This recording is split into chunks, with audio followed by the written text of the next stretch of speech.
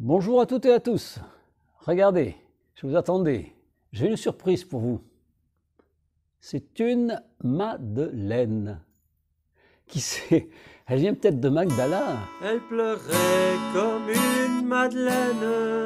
Elle pleurait, pleurait, pleurait. Elle pleurait comme une fontaine. Toutes les larmes de son corps y passaient. Oh là là, quel cafard. Oh là là, Mais quel non, cafard. un gâteau, ça pleure pas. Mais si, regarde, frère Gérard Marie. C'est une femme qui pleure à tes pieds. Ah bon? Bah, je l'avais pas vu. Marie de Magdala, Yala, Marie Magdalene, Marie de Magdala, Yala, Marie me voilà. Je pleure mon Seigneur, lui qui m'a tant aimé. Dans la vidéo du plus grand amour, nous avions vu que les larmes de la pécheresse pourraient bien être des larmes de gratitude par rapport à une guérison, une délivrance reçue de Jésus, et même des larmes de repentir pour ses nombreux péchés. Dans la dernière vidéo, Fausse route, nous avons vu que Marie de Magdala avait été délivrée de 7 démons auxquels elle avait sûrement ouvert la porte par de nombreux péchés à répétition. D'où cette question qui semble justifiée. Marie de Magdala est-elle cette femme, cette pécheresse? Objection, frère, cela ne peut être. Marie est une sainte femme, de la meilleure trempe qui soit. Ah oui, c'est vrai, j'oubliais. Beaucoup pour dédouaner Marie de sa vie ou d'une vie pécheresse, voudrait nous démontrer qu'elle est, pour l'un Suzanne, pour l'autre Jeanne, femme de Suzanne, et même, tenez-vous bien, pour certains, la mère de Jésus. Pour aujourd'hui, nous allons passer outre, nous reverrons cela dans nos prochaines vidéos. Voilà. Je voudrais quand même dire, on se souvient, nous faisons une recherche sans idée préconçue, ce qui veut dire que nous sommes prêts à accepter tout ce qui se présentera à nous, que ce soit dans un sens qui nous plaise ou dans un sens qui nous déplaise. Et pour cela, nous devons nous fonder sur le rocher, sur quelque chose de solide, nous devons nous fonder sur l'Écriture. Donc, nous prenons la lecture de Luc, chapitre 8, versets 1 à 3. Et il advint ensuite qu'il cheminait à travers villes et villages, prêchant et annonçant la bonne nouvelle du royaume de Dieu. Les 12 étaient avec lui, ainsi que quelques femmes qui avaient été guéries d'esprits mauvais et de maladies. Marie, appelée la Magdaléenne, de laquelle étaient sortis 7 démons. Jeanne, femme de Sousa, intendant d'Hérode,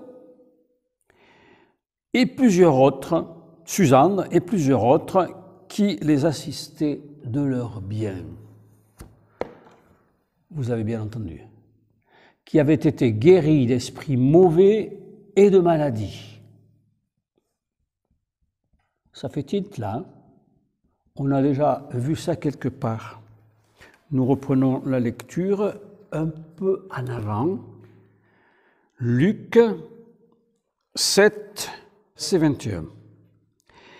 À cette heure-là, il guérit beaucoup de gens affligés de maladies, d'infirmités, d'esprits mauvais, et rendit la vue à beaucoup d'aveugles.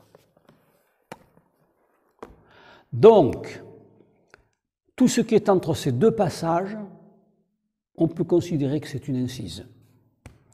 Et là, je vous lis ce que nous trouvons sur le site Wiktionnaire à la rubrique « Incise ».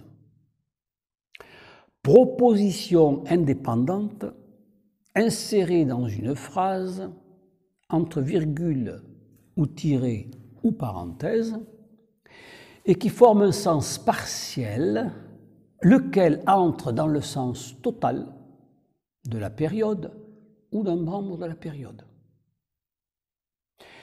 Par analogie, nous allons donc considérer que tout ce qui est entre ces deux passages de Luc a à voir avec l'un et l'autre passage.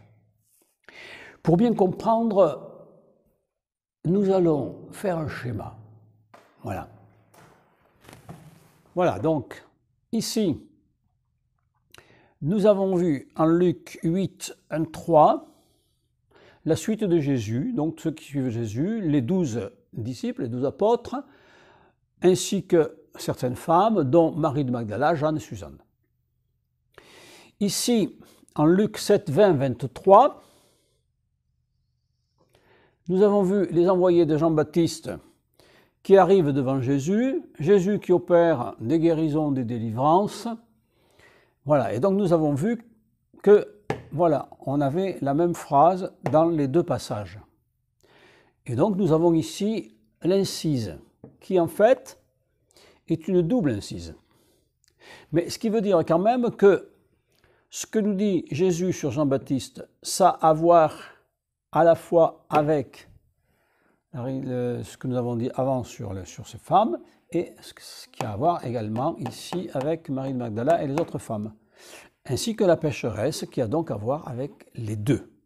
Donc maintenant, nous allons prendre la Bible, nous allons relire Luc 7, on va lire la suite. Donc Luc, au chapitre 7, versets 24 à 27. Quand les envoyés de Jean-Baptiste furent partis, il se mit à dire aux foules au sujet de Jean. « Qu'êtes-vous allés contempler au désert? Un roseau agité par le vent? Alors, qu'êtes-vous allés voir? Un homme vêtu d'habits délicats? N'en disons pas plus. » Donc, cette première incise de Jean, si on dépasse le sens premier, qu'est-ce qu'elle veut bien vouloir nous dire? Vous avez entendu? Qu'êtes-vous allé voir au désert? Cela signifie que ces gens qui se trouvent devant Jésus étaient au préalable devant Jean-Baptiste. Et la question qui se pose maintenant, c'est pourquoi sont-ils là? Donc ici, nous sommes en Luc 7, 11, 17, la résurrection du fils de la veuve de Naïm. En la voyant, la veuve, le Seigneur eut pitié d'elle et lui dit « Ne pleure pas ». Puis, s'approchant, il toucha le cercueil et les porteurs s'arrêtèrent. Il dit « Jeune homme, je te le dis, lève-toi ». Et le mort se dressa sur son séant et se mit à parler. Et il le remit à sa mère. Tous furent saisis de crainte et ils glorifiaient Dieu en disant « Un grand prophète s'est levé parmi nous et Dieu a visité son peuple. » Et ce propos se répandit à son sujet dans la Judée entière et tout le pays d'alentour. Les disciples de Jean l'informèrent de tout cela. Tout cela. Tout, ça signifie que ce n'est pas uniquement la résurrection du fils de la veuve. Alors, revenons un petit peu en arrière, on va faire des sauts de puce. Avant, il y a eu la guérison du serviteur du centurion, en Luc 7, 1, 10. Avant encore, on nous parle d'une grande foule qui le suivait parce qu'il y avait une force qui sortait de lui, et donc tout le monde voulait le toucher, en Luc 6, 19. Avant encore, on a la guérison du paralytique. Vous vous souvenez, celui qu'on a été obligé de passer par le toit à cause des foules, en Luc 5, 17, 26. Et encore avant, nous avons la guérison d'un lépreux, qui pourrait être Simon le lépreux, en Luc 5, 12, 14. Relisons Luc 7, 18, et puis nous allons rajouter le verset 19. Les disciples de Jean l'informèrent de tout cela. Appelant à lui 2 de ses disciples, Jean les envoya dire au Seigneur, « Es-tu celui qui doit venir, ou devons-nous en attendre un autre ?»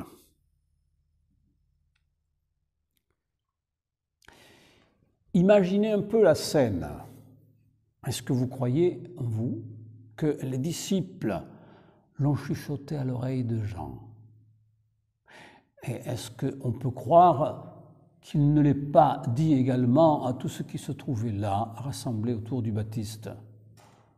Ça me semble impossible. C'est trop gros, trop important. C'est tellement énorme que ça doit être communiqué à tous. Et donc, forcément, tous ces gens assemblés devant le Baptiste, qui sont venus avec les envoyés, parmi ceux-ci, nous trouvons ces quelques femmes qui avaient été guéries d'esprits mauvais et de maladies, et qui ont suivi les envoyés de Jean-Baptiste. Voilà pour la première incise.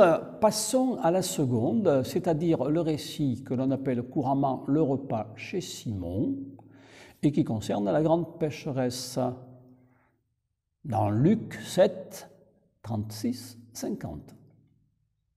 Ce pharisien nommé Simon, très probablement Simon le lépreux, c'est lui qui a été guéri de sa lèpre. La grande pécheresse, elle fait donc partie de ces quelques femmes qui avaient été guéries d'esprits mauvais et de maladies. Et Marie de Magdala est citée en premier, ce qui pourrait dire qu'elle a à voir avec cette grande pécheresse, puisque elle a ouvert la porte aux démons, c'est qu'elle avait commis de nombreux péchés à répétition, comme nous l'avons déjà dit. Donc, je pense que de par la structure du récit de Luc que nous avons vu affiché au tableau, l'Esprit Saint veut peut-être nous faire comprendre ceci que nous allons résumer. Marie, sœur de Marthe et de Lazare, grande pécheresse devant l'Éternel, et à cause de cela infestée d'esprits mauvais, apprend que leur ami Simon, le pharisien, a été délivré de sa lèpre par Jésus. Elle part à la recherche de Jésus, mais ne l'ayant pas trouvé, elle se retrouve devant le Baptiste. Jésus, en effet, nous dit Luc au chapitre 5, verset 16, se tenait retiré dans les déserts et priait. C'est ce qui est dit après la guérison du lépreux. Elle suit les envoyés de Jean, et là, devant Jésus, nous pouvons présumer qu'elle fait partie de ceux qui ont été guéris d'esprits mauvais. Mais ce ne serait que sur le chemin du retour qu'elle s'en rendrait compte. Plus tard, apprenant que Jésus est chez leur ami Simon, elle se précipite chez celui-ci avec son flacon d'albâtre. Pour la suite, je vous laisse revoir les précédentes vidéos. « Va en paix », lui dit Jésus. Et c'est ce qu'elle fait. Elle suit le prince de la paix. Nous avons vu que Marie, sœur de Marthe et de Lazare, était, d'après saint Jean, la grande pécheresse. Nous venons de voir que Marie de Magdala était probablement la grande pécheresse, d'où nous pourrions déduire qu'il s'agit donc d'une seule et même femme avec 3 vocables différents pour la désigner. Trop facile! Dans les prochaines vidéos, il nous faudra répondre à ceux pour qui Marie de Magdala n'est autre que Jeanne ou Suzanne, ou même la mère de Jésus. Répondre aussi à ceux qui affirment que Jean ne sait pas manier les temps des verbes en grec au passé, et donc que Marie, sœur de Marthe et Lazare, n'est pas la grande pécheresse. Vous voyez, ce n'est pas fini. Il y a encore du suspense.